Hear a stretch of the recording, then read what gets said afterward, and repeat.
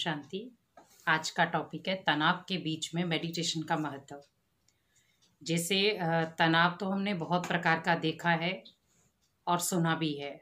आप टीवियों के माध्यम के द्वारा या कई बार हम किसी डॉक्टर के पास जाते हैं तो वो भी हमें बहुत सारी ऐसी बताते हैं व्यक्तियों के बारे में कि जिनको बहुत सारा तनाव रहता था। तो उसी प्रकार तनाव वाला जो व्यक्ति है वो हमेशा शांति चाहता है। वो कोशिश यही करता है कि मैं किसी शांति वाली दुनिया में जाऊं या शांति वाले स्थान पे जाऊं। तो उसी प्रकार हमें भी क्यों शांति प्रिय है, क्यों तनाव वाला व्यक्ति शांति चाहता है? क्योंकि उसका मन बहुत सारे संकल्पों से घिरा हुआ होता है।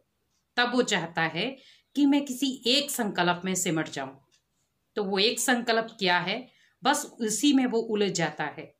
तो आज हम आपको वही बताएंगे कि वो कौन सा एक संकल्प है जो आपके जीवन को तनाव से बिल्कुल दूर कर देगा। तो वो एक ऐसा चीज है जिसके कारण आपके जीवन में कभी भी तनाव आएगा ही नहीं। क्योंकि अगर उसको अपने जीवन में हम सही स्थान देते हैं तो कभी भी टेंशन, चिंताएं, तनाव या डिप्रेशन ऐसे रोग आप सुनने को भी नहीं मिलेंगे। लेकिन आज व्यक्ति इन सभी रोगों का ग्रस्त बनता जा रहा है। कारण क्या है, क्यों ग्रस्त बनता जा रहा है वो? क्यों उसके बीच बीच में बार बार छोटी छोटी बातों के कारण तनाव पैदा हो जाता है। बच्चा नहीं सुनता तो तनाव, बच्चा पढ़ाई नहीं करता तो तनाव, बच्चा क्रिकेटलेस हो गया तो तनाव, बच्चे को जॉब नहीं मिली तो तनाव, माता पिता खुद जो अचीव करना चाहते वो नहीं कर पाए तो तनाव, बिजनेस में लॉस हुआ तो तनाव, या धन की कहीं कमी हो गई तो तनाव, जो चीज हम गाड़ी चाहते थे वो गाड़ी हमें नहीं मिली तो तनाव।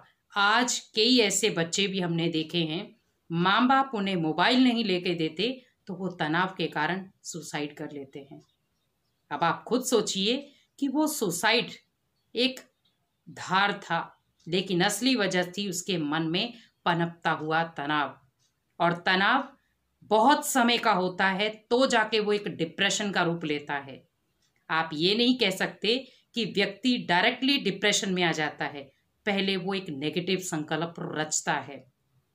जैसे आपने देखा भी होगा कि हम कोई छोटी सी मीठी चीज को जमीन पर गिराते हैं और उस मीठी चीज की खुशबू देखते देखते सभी चींटियां उस मीठी चीज की ओर आकर्षित हो जाती हैं। उसी प्रकार अगर मेरे मन में संकल्प, एक भी संकल्प अगर नेगेटिव आया तो सोचिए वो कितने संकल्पों को साथ में लाएगा जिनको हम रोक भी नहीं पाएंगे। क्यों, कैसा, किस लिए, मेरे साथ ऐसा क्यों, मैंने किसी का बुरा नहीं किया लेकिन मेरे साथ ही सब बुरा क्यों करते हैं? इसके क्वेश्चनों का आंसर एक है, वो है मेडिटेशन। उस मेडिटेशन को अपने जीवन का एक अमूल्य सूत्रधार बना दो। जैसे कहते भी हैं संजीवनी बूटी। हनुमान जी भी क्या लेकर आए थे?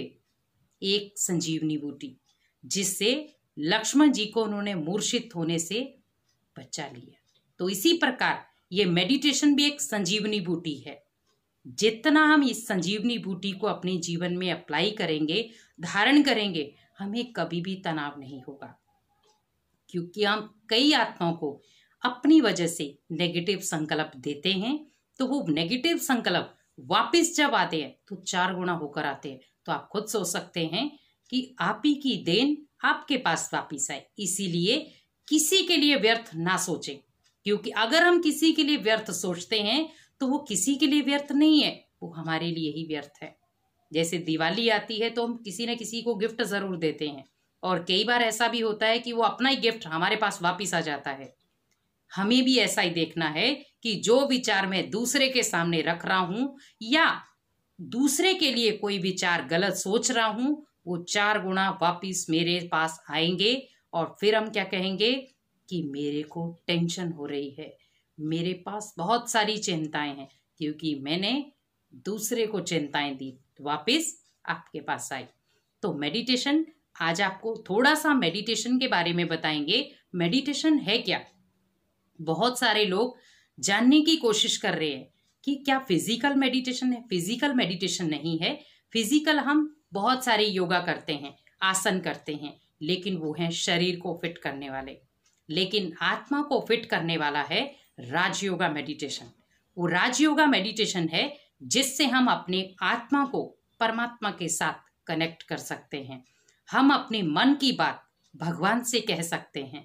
आज एक छोटा बच्चा है, वो अपने माता पिता को कुछ भी भले दूर बैठा है, वो सोचता है कि काश मेरे मम्मी पापा मेरे पास होते, काश मैं उनसे ये बात कह पाता, काश मैं इस समय उनके सामने होता। साथ में ही माता पिता का फोन आ जाता है, वीडियो कॉल आ जाती है, तो बच्चे के चेहरे पर बहुत बड़ी मुस्कान आ जाती है और सबसे पहले वो शब्द यूज करता है, अभी अभी आपको ही मैं याद कर रहा था।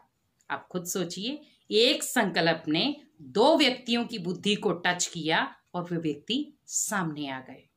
वो थी साइंस के साधन से। लेकिन हमें इस समय अपने साइंस के साधन ने साइलेंस के साधन को प्रयोग में लाना है, क्योंकि साइलेंस का साधन जो है वो एक रॉकेट की तरह है। आप यहाँ बैठे हैं, संकल्प दूर तक जा सकते हैं।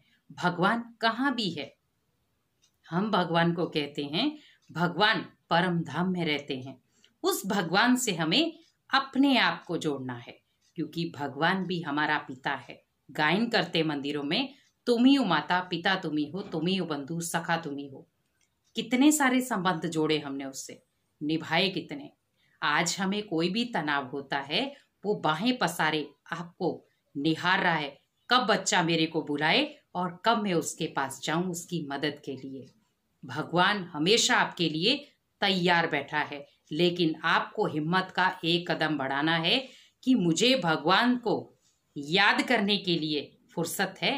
आज हम बहुत सारे कारणों में फंसे हुए हैं, जिसमें मेडिटेशन के लिए हमारे पास फुर्सत नहीं, अपने लिए फुर्सत नहीं, लेकिन हमें स्वयं के लिए फुर्सत निकालनी है। क्योंकि तनाव को हम तभी दूर कर सकते हैं जब अपने मन में हम शांति के किरण लेकर आएंगे, और वो शांति के किरण ही है मेडिटेशन।